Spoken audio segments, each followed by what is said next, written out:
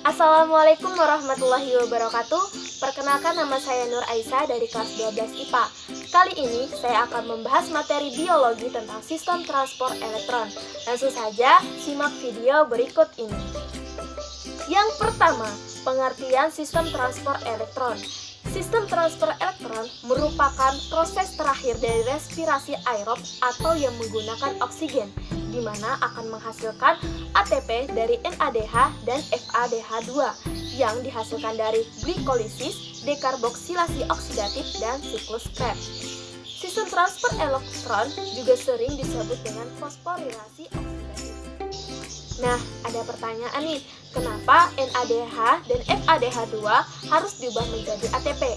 Karena NADH dan FADH2 merupakan salah satu bentuk energi, namun berupa energi yang belum dapat digunakan oleh tubuh, sehingga harus diubah menjadi ATP agar dapat dimanfaatkan oleh tubuh. Jadi tujuan transport elektron ini adalah untuk menghasilkan energi yang dapat dimanfaatkan oleh tubuh. Yang kedua, tempat terjadinya sistem transport elektron. Jadi, transport elektron terjadi di bagian sel, yaitu mitokondria. Nah, mitokondria sendiri tersusun dari beberapa bagian, yaitu membran luar, membran dalam, dan matriks mitokondria. Tahap transport elektron ini berlangsung pada mitokondria, tepatnya pada bagian membran dalam mitokondria, atau bisa disebut dengan krista. Nah, bentuk membran dalam mitokondria ini jika diperbesar akan seperti gambar berikut ini. Bagian membran dalam mitokondria tersusun atas fosfolipid bilayer, kompleks protein 1, koenzim Q atau ubikionon, kompleks protein 3, kompleks protein 4, sitokrom C, ATP sintase, dan kompleks protein 2 yang terletak di bagian sini. Dalam proses ini terjadi transfer elektron dari satu protein ke protein yang lain, dan oksigen berperan sebagai penerima elektron terakhir yang akan membentuk H2O, yang nantinya H2O ini akan dikeluarkan dari sel. Yang ketiga, proses transport elektron. Jadi, proses transport elektron ini terjadi perubahan NADH dan FADH2 menjadi ATP. Ternyata sedikit perbedaan dari prosesnya. Bagaimanakah prosesnya? Yuk kita simak lebih lanjut. Pengubahan NADH menjadi ATP. Proses yang terjadi pada tahap transport elektron diawali dari NADH akan diuraikan menjadi NAD+, yang membuat elektron hasil dari reaksi ini akan masuk ke kompleks protein 1, kemudian dikirim ke ubikionon. Saat elektron melewati kompleks protein 1, hal ini akan memicu dipompanya H+ keluar menuju ruang antarmembran. Elektron dari ubikionon dibawa melewati kompleks protein 3 ke sitokrom C. Saat melewati kompleks protein 3, hal ini juga akan memicu dipompanya H+ keluar menuju ruang antarmembran. Kemudian, dari sitokrom C, elektron akan dibawa ke matriks mitokondria melalui kompleks protein 4. Saat elektron melewati kompleks protein 4, akan mengeluarkan satu atom hidrogen lagi menuju ruang antarmembran. Nah, selanjutnya elektron kemudian akan diterima oleh molekul oksigen yang kemudian akan berikatan dengan dua ion H+ membentuk H2O. Bila dihitung transfer elektron dari bermacam-macam protein tadi, memicu dipompanya H3+ keluar menuju ruang antarmembran.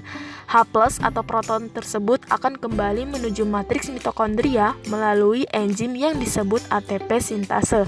Melewati H+ pada ATP sintase akan memicu enzim tersebut membentuk ATP secara bersamaan.